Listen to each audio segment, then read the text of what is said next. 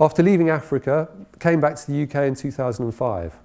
And this is sort of walked into the great green revolution in the UK and the way the government was driving forward legislation.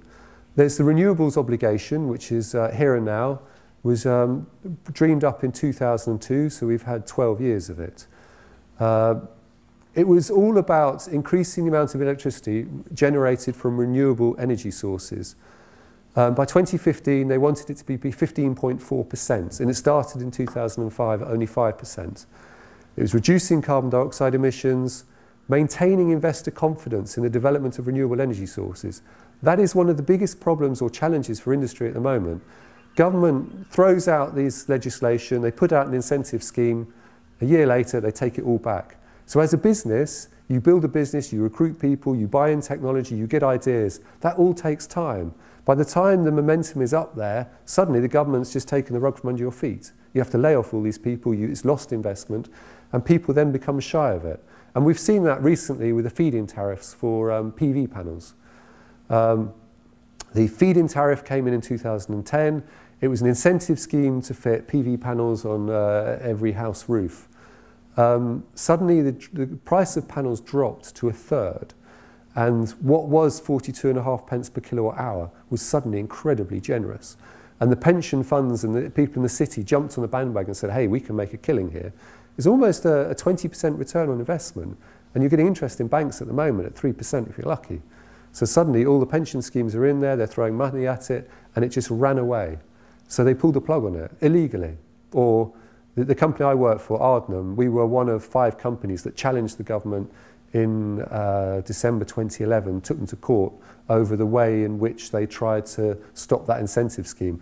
We proved that they were acting illegally. In fact, no, we proved the way in which they did it was illegal, by which time the industry had stopped, there was total uncertainty, it all went wrong. So one of the big problems for industry, for government, is to maintain investor confidence in developing these new schemes and technologies. The one big thing for the renewables obligation was in the power generation industry. There's been no investment in the power generation in the UK since the 70s. A lot of the power stations that we have were built in the 70s. They're based around coal firing. We had all our own, coal was a natural resource to the UK.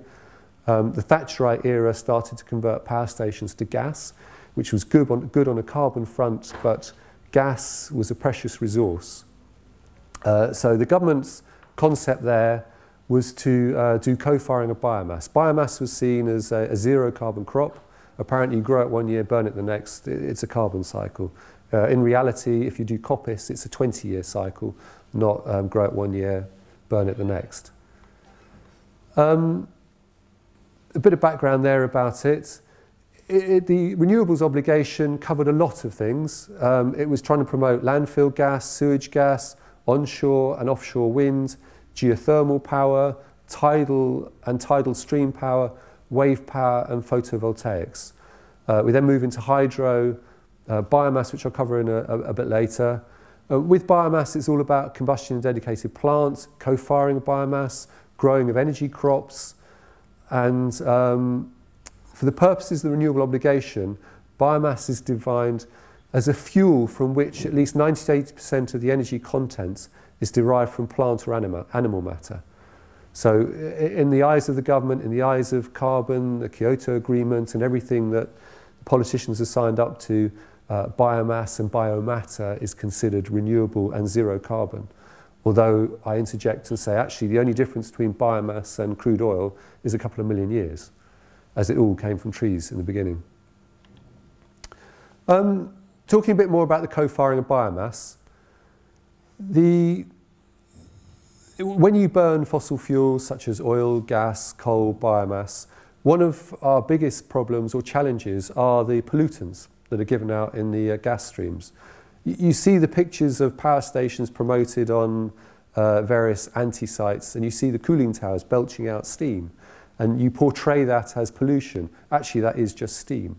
What you don't see are all the sulfur dioxides, NOxes coming out of the boiler. The dust is another thing. Very fine particulate, bad for asthma, You don't see that coming out of the stacks. And another thing, the existing combustion plant that we had was designed around coal boilers. So we had to develop ways of doing the co-firing of biomass, which is where England started to create knowledge again as a service industry. And that sort of thing applies to everyone sitting in this room. These are a list of the power stations and their various capacities. The biggest one being Drax, which I think is down there, 4 megawatts. 4,000 megawatts, 4 gigawatts. The power stations that I worked on were Eggborough, Ferrybridge, Fiddler's Ferry, and Ratcliffe. I worked for a company called Ulston Power, a small unit. We were performance projects. We were just 50 engineers doing the co-firing of these various boilers. One of the biggest challenges of co-firing is actually the clean mixing of the fuels and then the burning of those gases completely. This shows two types of furnace, opposed wall burning, where the flames fire into each other, and then a single wall burning. And one of the various challenges here are you've got to burn it cleanly, you've got to get rid of all the emissions, but you've got to get the heat transfer into the steam, because ultimately this is about generating power. So it's all about getting energy into the steam. This shows a typical power station layout. Start off with a fuel stock. You see all the piles of coal around coming in at the various ports like Liverpool. We then move to a milling plant, which is where we turn lumps of coal into as fine a dust as we can. Making the dust as small as possible is all about getting it to react with the oxygen. The smaller the particle, the more complete the combustion, basically. And that's the biggest problem for coal, is creating that dust. For oil, it's for atomizing the oil to get the smallest particle droplet. Gas is a gas and one of the cleanest burning fuels. We then move into the combustion system, which is where we mix the fuel and the air together. There are various ways of reducing NOx, and boosted over fire air is one of them. And it's all about reducing. The most efficient way to burn is a very intense flame, but that actually produces a lot of NOx, because at the edge of the flame you have very high temperatures, and which produces NOx. So boosted over fire air gives you a curtain of inert air, so you're taking some of the flue gases, a percentage of the flue gases which are inert, they're burnt, mostly nitrogen, and you're re-injecting them back over the flame again to try and reduce that intense temperature around the flame, to reduce NOx. That boosted over fire air also gives the heated gases volume, which enables them to scrub their temperature off into the steam pipes. We then move from there into an electrostatic precipitator, which is a method of taking out the particulates. Then we look at flue gas desulfurization, which is washing the gases to get the sulfur out, pretty much ending up with sulfuric acid, then the stack at the end and all the emissions. Again, it's mixing the fuels. It's mixing the biomass and the coal together to get it clean, to burn cleanly. Coal is brittle, it breaks, it goes to a dust, you can crumble it. Biomass tends to be threads, so you can't use the same equipment. Coal, you can have basically long shafts with chains on, rotate them round, and you smash the coal up. You try and do that with biomass, and it just gets tangled up like hairs, and those chains no longer go with centrifugal force, they're knotted up. A lot of the technology we used in the UK in the power stations came from Germany, where they were probably 5 years ahead of us. But the simplest way to fire the two together is to put them into the same fuel handling and mix them and then fire them through the furnace. And here are two examples of pulverizing systems that are used for both coal and biomass. There's Eggborough Power Station, not too far from here, a nice aerial shot of it.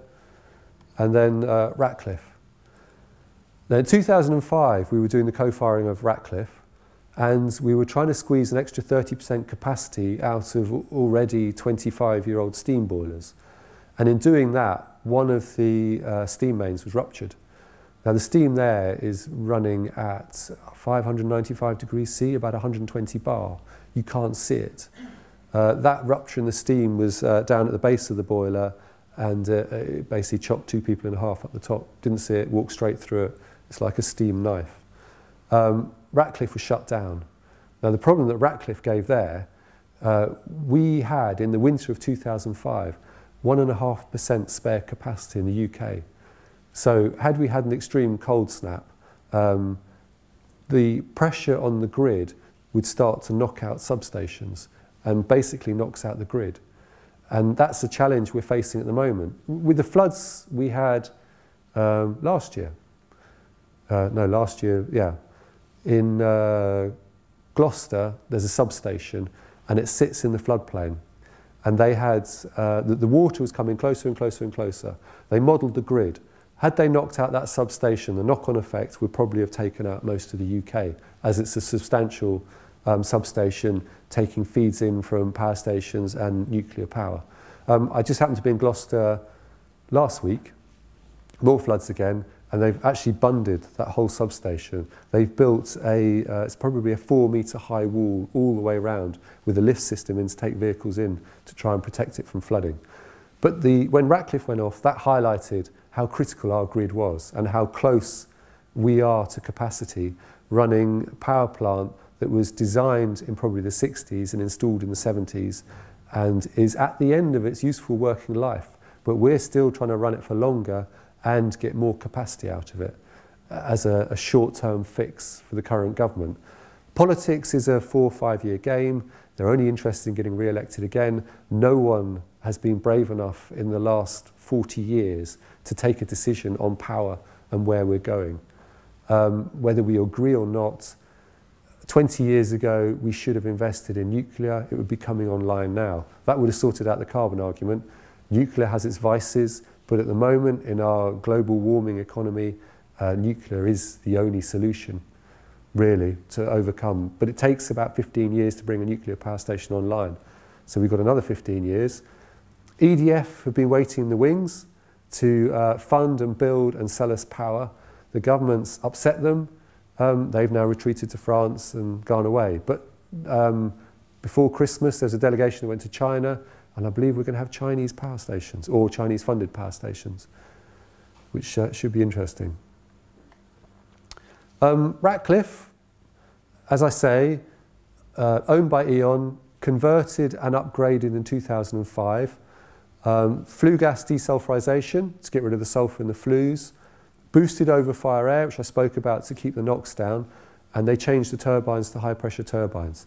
And that is one of the best examples of a modern power station that we have.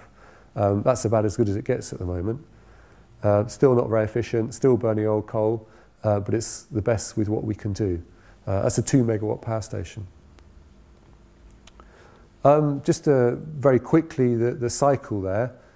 It's, we've got the boiler, high pressure turbine, a low pressure turbine, where we can take feed water back off the high pressure, turning a generator back into a condenser, into a feed pump. Now, with the problem with the steam cycle, or the high pressure steam cycle, is steam 595 degrees centigrade. To get the cycle to work, we have to cool that back down to below 100 degrees centigrade. That's why you see the huge cooling towers. In Europe, they had much more joined up thinking, and most of the power stations run district heating schemes, so they don't need the cooling towers. They're not wasting a vast amount of heat. Our power stations, the electricity we use in the house comes out the socket is probably 30 to 40% efficient, because we waste most of the heat. So there's a lot of joined up thinking to be done with the next generation of power generation. Any questions on co-firing of biomass as we come to the end of that section? I've got a question. It's all about co-firing of biomass. It's more about policy that you mentioned. In your view, can we trust the government to run energy in the UK? We said 5-year time span for politics, 25-year lifetime of a power station. So unless you have stable policies, nobody's ever going to do that. So we took the interest rate out of the hands of governments and gave it to the Bank of England, should we do the same with energy policy? I think we probably should. It needs a long-term goal. Power generation is no longer in the hands of government. It's all privatised. But there's no... The biggest sticking point in the negotiations at the end of last year between the Chinese and the French and the UK government was a guarantee on the price of electricity. And that's the certainty. And it's actually not the government... It is, it's all down to price. We're looking at 40 years in the future, but they were modelling 20 years into the future. What is that price going to be? Work it back, is it worth me doing it? If it's not worth them doing it now, then the price in the future is wrong. And you almost have to listen to industry. Industry is going to have to drive what the price is. The government can't do it from that end. You know, we pay now what we have to pay, not what was set in the 70s. And that's almost what has to be done. The fiscal policies worked, I think. Would you agree? Yeah. So. If we go back to the 80s, which not many people remember, but interest rates of 15% killed everything. You know, it's fantastic. It's bubbling along at 1.5%, 2%. Inflation's coming up. I think Bank of England has really got it under control, no matter what people say. And yeah, you're probably right. The energy policy or energy thinking should go into private hands. Or should it all be state-run? That's another debate. We talk about peak oil and stuff like that, but from what you said, sort of coppicing cycles being 20 years, there's got to be some sort of big biomass too, where there's a sensible limit to how much you can deploy it at a large scale. In 2005, with when they started, so the concept came out in 2002. Power stations were beginning to be converted in 2005, and even then in the UK there was insufficient biomass stock in the UK. For Ratcliffe, they were having to import olive oil pips from Portugal, coconut husks from South America, just to meet their 5%. And we hear Drax wants to go 100% biomass. You see the coal slag heaps outside. You know the volume. It's almost a conveyor belt coming from the port.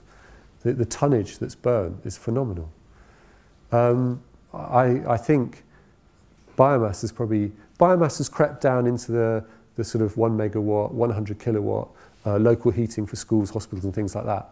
And I think it's already pretty much at capacity on what we see in the UK. Working with estates who have 1,000 acres of woodland, just to provide their own heating needs. In fact, someone did a very good roadmap of if you want to power the lights on a motorway, how much PV panel you would have to use. And it's probably round the world once. So the scale of biomass, I think, is pretty similar. That if you want to power the UK power stations, deforestation would be horrendous. Personally, energy from waste is one of the best things we can use. And there's a company based at Nottingham University called Chinook, and they are 3 ex-BOC guys, and they developed a pyrolysis method where you can throw in what's collected off the streets, all the packaging, the cardboard, the aluminium and everything like that. And it's both recycling, gasification and creating gas for power. And I believe that's the way forward to stop landfill gas and make use of what is our waste rather than cutting down trees. Biomass has driven up construction industry prices, timber prices. It all has knock-on effects.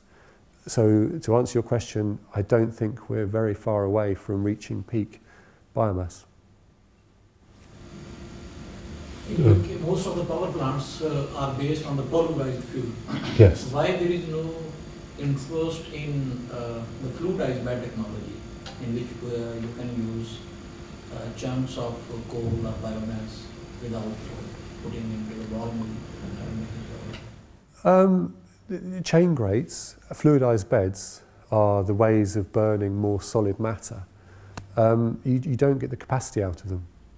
There are much longer residence times, so the flame, the fire has to sit in there for longer. You don't get enough energy out of it, basically.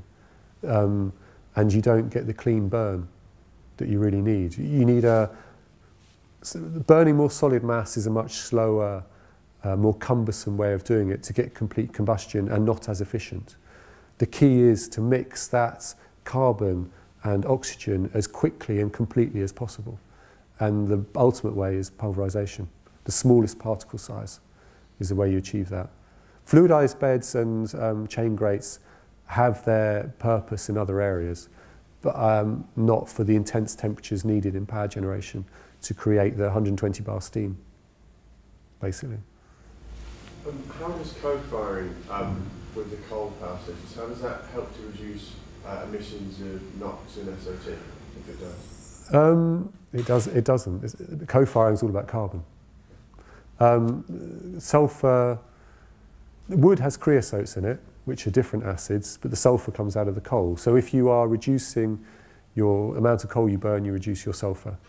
NOx is about the way you burn, not about what you burn, which is the boosted overfire air. So to answer your question, co-firing biomass is all about reducing carbon, not the other emissions.